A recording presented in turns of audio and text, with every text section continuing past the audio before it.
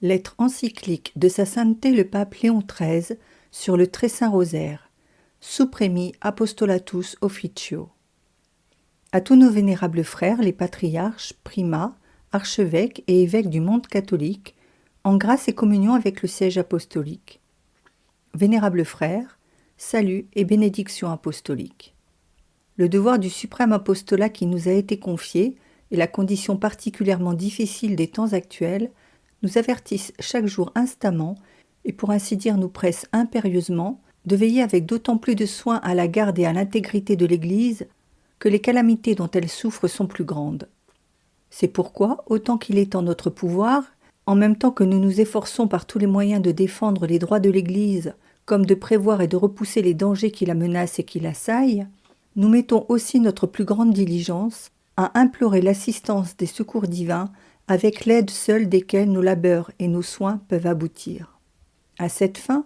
nous estimons que rien ne saurait être plus efficace et plus sûr que de nous rendre favorables par la pratique religieuse de son culte, la sublime Mère de Dieu, la Vierge Marie, dépositaire souveraine de toute paix et dispensatrice de toute grâce, qui a été placée par son divin Fils au faîte de la gloire et de la puissance, afin d'aider du secours de sa protection les hommes s'acheminant au milieu des fatigues et des dangers vers la cité éternelle. C'est pourquoi, à l'approche des solennels anniversaires qui rappellent les bienfaits nombreux et considérables qu'a valu au peuple chrétien la dévotion du Saint-Rosaire, nous voulons que cette année, cette dévotion soit l'objet d'une attention toute particulière dans le monde catholique, en l'honneur de la Vierge souveraine, afin que par son intercession, nous obtenions de son divin Fils un heureux adoucissement et un terme à nos maux. Aussi, avons-nous pensé, vénérables frères, à vous adresser ces lettres, afin que notre dessein vous étant connu, votre autorité et votre zèle excitent la piété des peuples à s'y conformer religieusement. Ce fut toujours le soin principal et solennel des catholiques de se réfugier sous l'égide de Marie et de s'en remettre à sa maternelle bonté dans les temps troublés et dans les circonstances périlleuses. Cela prouve que l'Église catholique a toujours mis, et avec raison, en la Mère de Dieu toute sa confiance et toute son espérance. En effet, la Vierge, exempte de la souillure originelle, choisie pour être la Mère de Dieu, et par cela même associée à lui dans l'œuvre du salut du genre humain, jouit auprès de son Fils d'une telle faveur et d'une telle puissance que jamais la nature humaine et la nature angélique n'ont pu et ne peuvent les obtenir. Aussi, puisqu'il lui est doux et agréable par-dessus toute chose d'accorder son secours et son assistance à ceux qui les lui demandent, il n'est pas douteux qu'elle ne veuille, et pour ainsi dire qu'elle ne s'empresse d'accueillir les vœux que lui adressera l'Église universelle. Cette piété, si grande et si confiante envers l'auguste Reine des cieux, n'a jamais brillé d'un éclat aussi resplendissant que quand la violence des erreurs répandues, ou une corruption intolérable des mœurs, ou les attaques d'adversaires puissants ont semblé mettre en péril l'Église militante de Dieu. L'histoire ancienne et moderne et les fastes les plus mémorables de l'Église rappellent le souvenir des supplications publiques et privées à la Mère de Dieu, ainsi que les secours accordés par elle et, en maintes circonstances, la paix et la tranquillité publiques obtenues par sa divine intervention. De là ses qualifications d'auxiliatrice, de bienfaitrice et de consolatrice des chrétiens, de reine des armées, de dispensatrice de la victoire et de la paix, dont on l'a salué.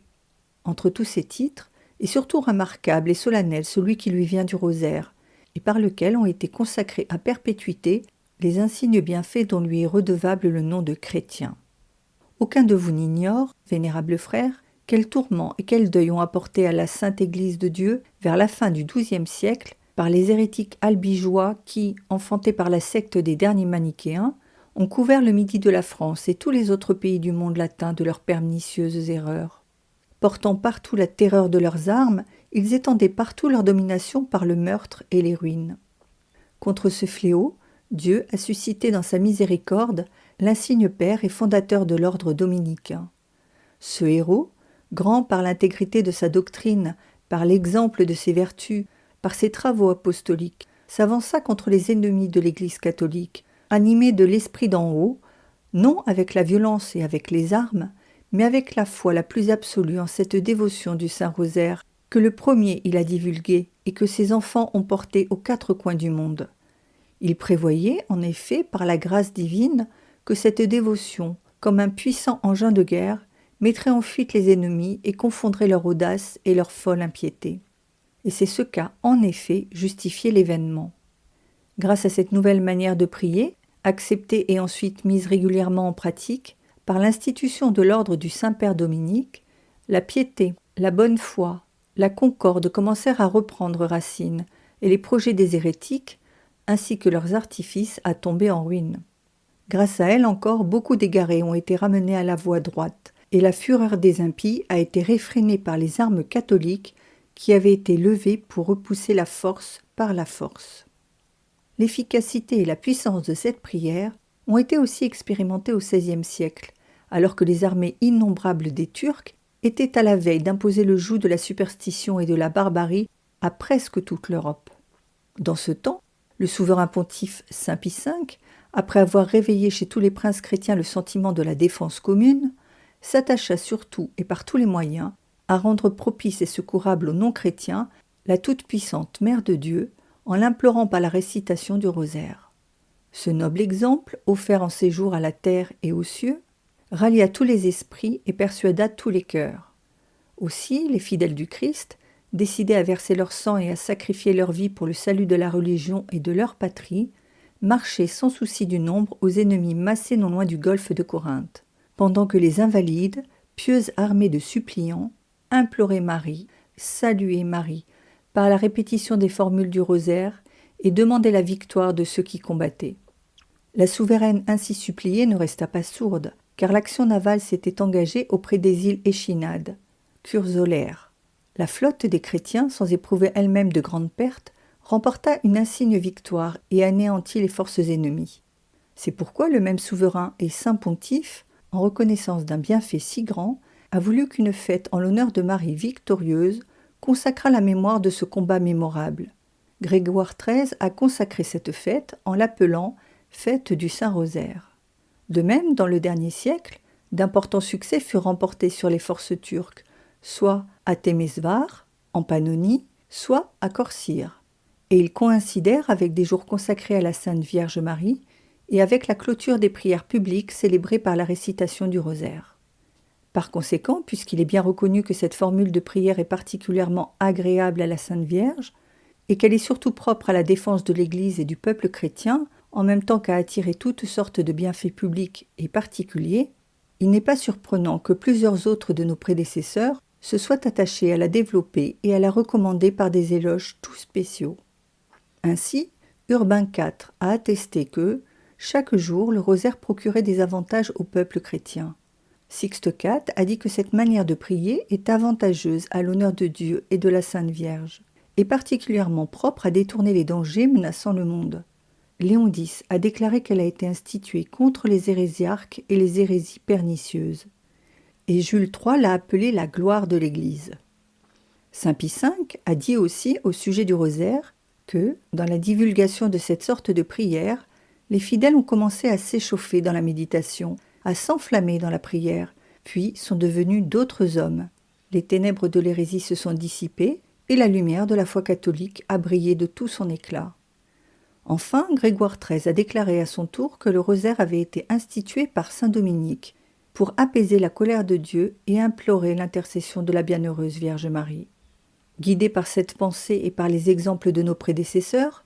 nous avons cru tout à fait opportun d'établir pour la même cause, en ce temps, des prières solennelles et de tâcher au moyen de prières solennelles adressées à la Sainte Vierge par la récitation du rosaire, d'obtenir de son Fils Jésus-Christ un semblable secours contre les dangers qui nous menacent. Vous voyez, vénérables frères, les graves épreuves auxquelles l'Église est journellement exposée. La piété chrétienne, la moralité publique, la foi elle-même qui est le bien suprême et le principe de toutes les autres vertus, tout cela est chaque jour menacé des plus grands périls. Non seulement vous savez combien cette situation est difficile et combien nous en souffrons, mais encore votre charité vous en a fait éprouver avec nous les sympathiques angoisses. Car c'est une chose des plus douloureuses et des plus lamentables de voir tant d'âmes rachetées par le sang de Jésus-Christ, arrachées au salut par le tourbillon d'un siècle égaré et précipitées dans l'abîme et dans une mort éternelle. Nous avons de nos jours autant besoin du secours divin qu'à l'époque où le grand Dominique leva l'étendard du rosaire de Marie à l'effet de guérir les maux de son époque.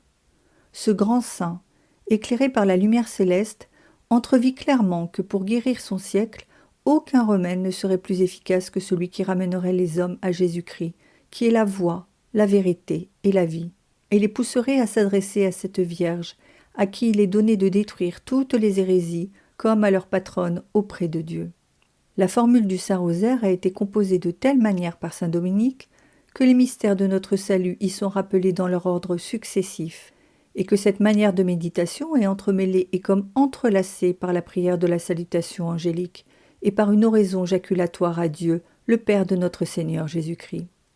Nous qui cherchons un remède à des maux semblables, nous avons le droit de croire qu'en nous servant de la même prière qui a servi à saint Dominique pour faire tant de bien à tout le monde catholique, nous pourrons voir disparaître de même les calamités dont souffre notre époque. Non seulement nous engageons vivement tous les chrétiens à s'appliquer soit en public, soit dans leur demeure particulière et au sein de leur famille, à réciter ce pieux office du rosaire et à ne pas cesser ce saint exercice, mais nous désirons que spécialement le mois d'octobre de cette année soit consacré entièrement à la Sainte Reine du Rosaire. Nous décrétons et nous ordonnons que, dans tout le monde catholique, pendant cette année, on célèbre solennellement, par des services spéciaux et splendides, les offices du Rosaire. Qu'ainsi donc, à partir du 1er jour du mois d'octobre prochain jusqu'au 2e jour du mois de novembre suivant, dans toutes les paroisses, et si l'autorité le juge opportun et utile dans toutes les autres églises ou chapelles dédiées à la Sainte Vierge, on récite 5 dizaines du rosaire, en y ajoutant les litanies lorétanes. Nous désirons que le peuple accourt à ces exercices de piété, et qu'en même temps l'on dise la messe et l'on expose le Saint-Sacrement, et que l'on donne ensuite, avec la Sainte Hostie, la bénédiction à la pieuse assemblée. Nous approuvons beaucoup que les confréries du Saint-Rosaire de la Vierge fassent, conformément aux usages antiques, des processions solennelles à travers les villes, afin de glorifier publiquement la religion. Cependant, si, à cause des malheurs des temps, dans certains lieux, cet exercice public de la religion n'était pas possible, qu'on le remplace par une visite assidue aux églises, et qu'on fasse éclater la ferveur de sa piété par un exercice plus diligent encore des vertus chrétiennes. En faveur de ceux qui doivent faire ce que nous avons ordonné ci-dessus, il nous plaît d'ouvrir les célestes trésors de l'Église pour qu'ils y puisent à la fois les encouragements et les récompenses de leur piété. Donc, à tous ceux qui, dans l'intervalle de temps désigné, auront assisté à l'exercice de la récitation publique du rosaire avec les litanies et auront prié selon notre intention, nous concédons cette année et cette quarantaine d'indulgences applicables à toute fin. Nous voulons également faire jouir de cette faveur ceux qu'une cause légitime aura empêché de concourir à ces prières publiques dont nous venons de parler, pourvu que, dans leur particulier, ils se soient consacrés à ce pieux exercice et qu'ils aient prié Dieu selon notre intention. Nous absolvons de toute culpe ceux qui, dans le temps que nous venons d'indiquer, auront au moins 2 fois, soit publiquement dans les temples sacrés, soit dans leur maison, par suite d'excuses légitimes, pratiqué ces pieux exercices et qui, après s'être confessés, se seront approchés de la Sainte Table. Nous accordons encore la pleine remise de leurs fautes à ceux qui, soit dans le jour de la fête de la Bienheureuse Vierge du Rosaire, soit dans les 8 jours suivants, après avoir également épuré leur âme par une salutaire confession, se seront approchés de la table du Christ et auront, dans quelque temple, prié à notre intention Dieu et la Sainte Vierge pour les nécessités de l'Église. Agissez donc, vénérables frères. Plus vous avez à cœur l'honneur de Marie et le salut de la société humaine, plus vous devez vous appliquer à nourrir la piété des peuples envers la Grande Vierge, à augmenter leur confiance en elle. Nous considérons qu'il est dans les desseins providentiels que, dans ces temps d'épreuve pour l'Église, l'ancien culte envers l'Auguste Vierge fleurisse plus que jamais dans l'immense majorité du peuple chrétien. Que maintenant, poussés par nos exhortations, enflammés par vos appels, les nations chrétiennes recherchent avec une ardeur de jour en jour plus grande la protection de Marie, qu'elles s'attachent de plus en plus à l'habitude du rosaire, à ce culte que nos ancêtres avaient la coutume de pratiquer, non seulement comme un remède toujours présent à leurs maux, mais comme un noble ornement de la piété chrétienne. La patronne céleste du genre humain exaucera ses prières et ses supplications, et elle accordera facilement aux bons la faveur de voir leur vertu s'accroître, aux égarés celle de revenir au bien et de rentrer dans la voie du salut. Elle obtiendra que le Dieu vengeur des crimes inclinant vers la clémence et la miséricorde, rendent au monde chrétien et à la société, tout péril étant désormais écarté, cette tranquillité si désirable. Encouragés par cet espoir, nous supplions Dieu, par l'entremise de celle dans laquelle il a mis la plénitude de tout bien, nous le supplions de toutes nos forces de répandre sur vous, vénérables frères, ses faveurs célestes. Et comme gage de notre bienveillance, nous vous donnons de tout notre cœur, à vous, à votre clergé, et au peuple commis à vos soins, la bénédiction apostolique. Donnée à Rome, à Saint-Pierre, le 1er septembre 1883, 6e année de notre pontificat. Léon XIII, pape.